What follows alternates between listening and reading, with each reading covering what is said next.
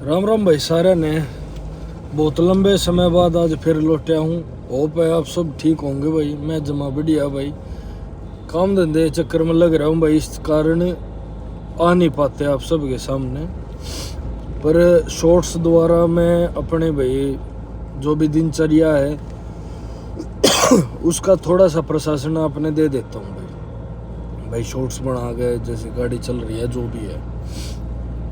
मैं आप सब ने एक बात बताता हूँ भाई, करीब करीब 2 साल होने वाले हैं मेरे को महिंद्रा की स्कॉर्पियो NZ6 मॉडल यूज़ करते हुए।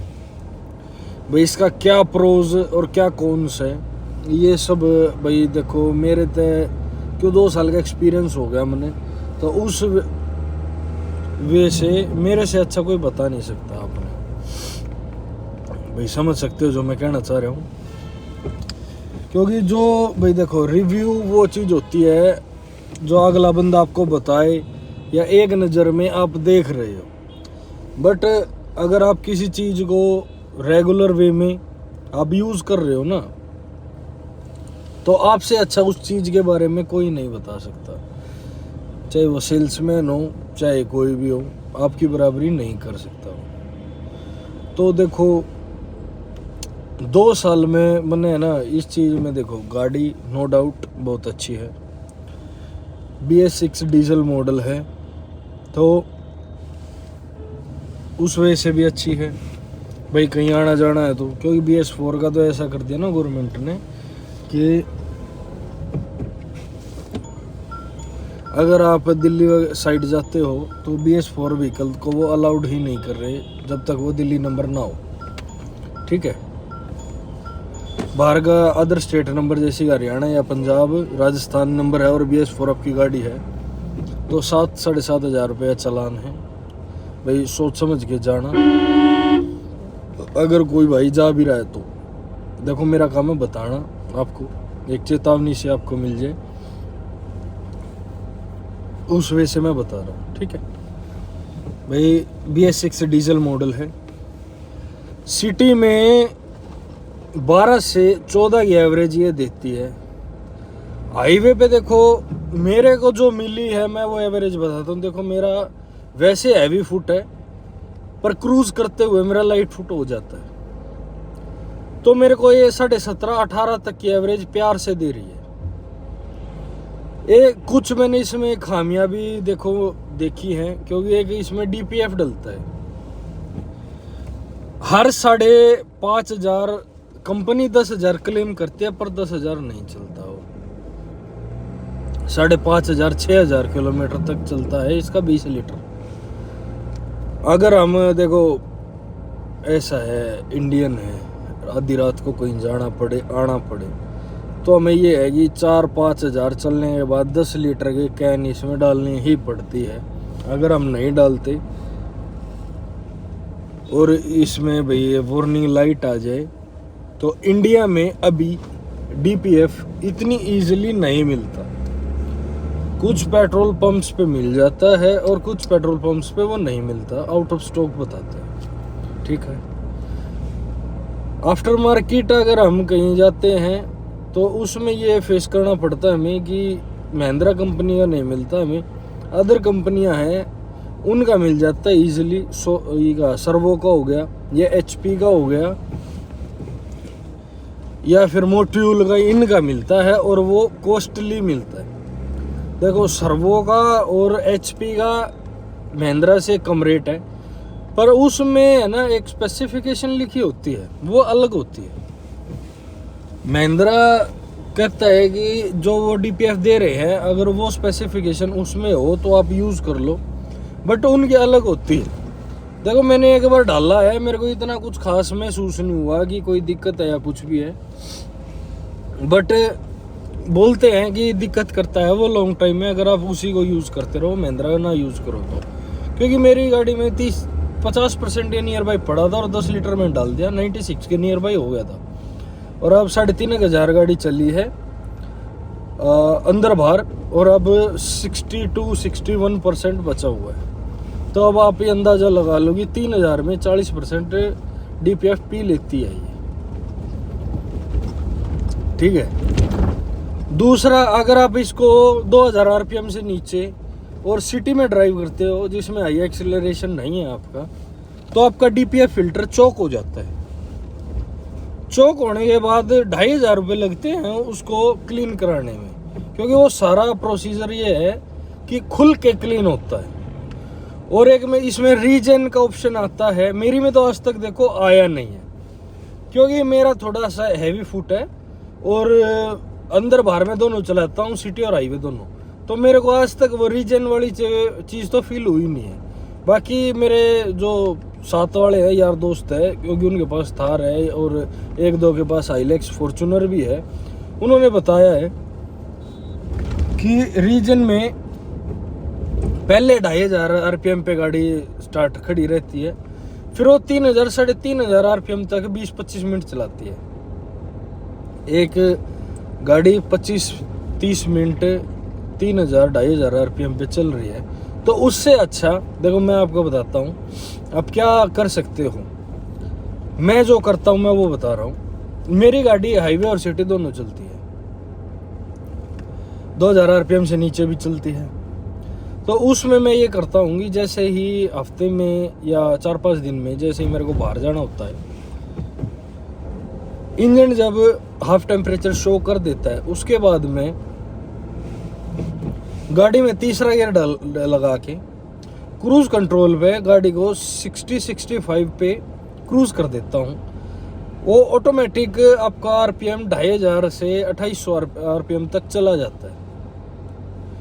जो रीजन काम करना है वही काम ये आप ऑटोमेटिक कर सकते हो अपने आप से। उसमें ये है कि डीपीएफ आपका कम लगेगा, पहली बात तो। दूसरी बात, 25 मिनट आपकी गाड़ी कहीं स्टक होने से बच जाएगी।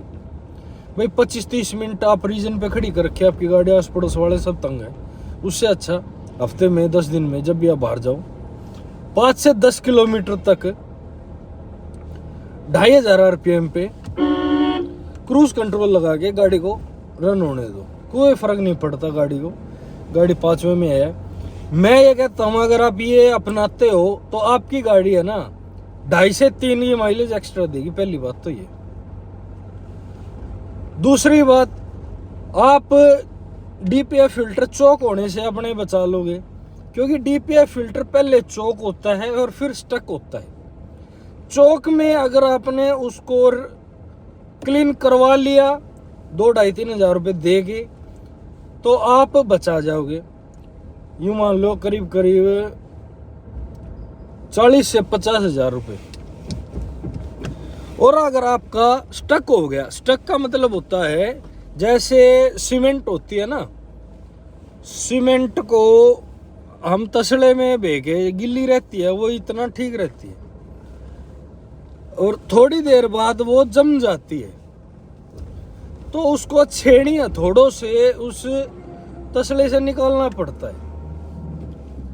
और छेड़ी हथौड़े से कंपनी वाले कभी नहीं निकालेंगे आपके डीपीएफ को जो स्टक हुआ है, उसको वो चेंज करने का ही बोलेंगे और उसकी कॉस्ट 1.5 लाख रुपए है। अगर विदाउट नॉलेज आप अपने व्हीकल को चला रहे हो तो उसके लिए मैं दे रहा हूं सिर्फ आपको नॉलेज, BS6 डीजल व्हीकल के लिए। पहली बात तो ये। दूसरा, एक मोट्यूल का डीजल डीपीएफ फिल्टर क्लीनर आता है, 450-500 रुपए का आता है वो, 450-500 रुपए का। यूं मान लो वो आपका 10 बार चल जाएगा। उसको डीपीएफ जब भी आप फिल करो उसके साथ, हाँ वो ½ लीटर के नियर बाय बोतल होती है, तो उसका क्वार्टर मान के चलो वो उसके अंदर डालना है। उससे यह होगा कि जो वो हम डीपीएफ तब डालते हैं, जब आपने देखा होगा डालते हुए कि वो जहाँ भी गिरता है वो एक सफ़ेद वाइट कलर के पार्टिकल में उस चीज़ पे चिपक जाता है। तो वो जो डीपीएफ फिल्टर की टैंक है उसमें चिपका हुआ है वो, और जहाँ से वो जा रहा है, अगर आप सिटी ड्राइव कर रहे हो तो उसमें वो आपके फिल्टर पे भी चिपक जाता है, तब जाके वो चीज़ स्टक होती है। स्टक होना है, बंद होना है, छेद जो होते हैं उसके बंद हो जाते हैं। तो वो चीज चेंज करने को बोलेंगे और वो आपको कॉस्टली पड़ेगी बहुत ज्यादा। ठीक है, थोड़ा इस चीज का वो स्टक हो जाएगा तो चेंज कराना पड़ेगा। उससे बचने के लिए आप एक डीपीएफ क्लीनर नाम से आता है, उसको डालें। दूसरा, गाड़ी को थोड़ी हाई आरपीएम पे चलाने की कोशिश करें जब भी आप भाई उस चीज का चला सके। तीसरा, सिटी ड्राइव और हाईवे ड्राइव को मिक्स रखें। अगर आपकी ज़्यादा सिटी ड्राइव है तो संडे को या जब भी आपको वीकेंड मिले, छुट्टी मिले, तो उस दिन आप अपने व्हीकल को थोड़ा सा हाईवे पे रन करा लें 5 से 10 किलोमीटर 2,500 से 3,000 आरपीएम के नियर बाय। ठीक है, उससे आपका 1 से 1.5 लाख रुपए बच जाएगा। और तीसरा, इसमें है ना, कोशिश करें कि जिस पेट्रोल पंप से आप डलवाते हो रेगुलरली उसी से डलवाएं। किसी अदर बाहर के पेट्रोल पंप से आप ना डलवाएं, क्योंकि इसमें अगर लो क्वालिटी का डीजल जाता है तो आपके इंजन को और उसको हार्म करता है, उससे भी बचे। ठीक है, ये 4-5 चीजें हैं, इनको थोड़ा सा अपनाओ। और भाई मैं कोशिश करूंगा इस साल 2026 में कि रेगुलरली आपके लिए व्लॉग्स दूं। मैं देखो, मैं चैलेंज नहीं ले सकता क्योंकि मेरा काम ऐसा ही है, कभी बाहर कभी अंदर, और साथ में बंदे बैठे होते हैं, तो रेगुलरली तो मैं दे नहीं सकता। बाकी है कि जब भी मौका मिलेगा मैं आपको एक छोटा सा 10-15 मिनट का व्लॉग देने की कोशिश करूँगा। हाँ, अगर आपको किसी और चीज़ की नॉलेज लेनी हो, जैसे कि BS6 BS4 या किसी और के इंजन रिलेटेड या डीपीएफ रिलेटेड, या भाई व्हीकल कौन सा लेना चाहिए 2026 में, डीजल या पेट्रोल CNG, वो आप कमेंट में छोड़े, मैं आपको रिप्लाई दूंगा अच्छे से अच्छा। जो भाई मैं इस टाइम पे मेरे को पता होगा मैं वो उस व्हीकल का आपको सजेस्ट करूंगा। साथ में बजट जरूर लिखे कि इस बजट तक का आपको व्हीकल चाहिए। ठीक है, एक दिन एक व्लॉग आपके लिए फुल डिटेल्ड व्लॉग आएगा BS6 स्कॉर्पियो एंड डीजल का, कि क्या क्या मेरे को दिक्कतें फील हुई, भाई क्या क्या चीज़ हुई, कैलिब्रेशन से related, tyre, wheel alignment, balancing, सब से रिलेटेड मैं आपको एक छोटा व्लॉग देने की कोशिश करूँगा। जैसे ही मेरे को टाइम लगता है मैं आपको दूंगा। ठीक है, आज के लिए इतना ही। सबको मेरी तरफ से राम राम।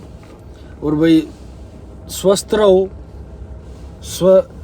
सतर्क रहो, स्वस्थ रहो और मेहनत पे जोर दो, तगड़े बनो दिमाग से भी और शरीर से भी। धन्यवाद। आज के लिए इतना ही, फिर मिलेंगे एक छोटे ब्लॉग के साथ। राम राम।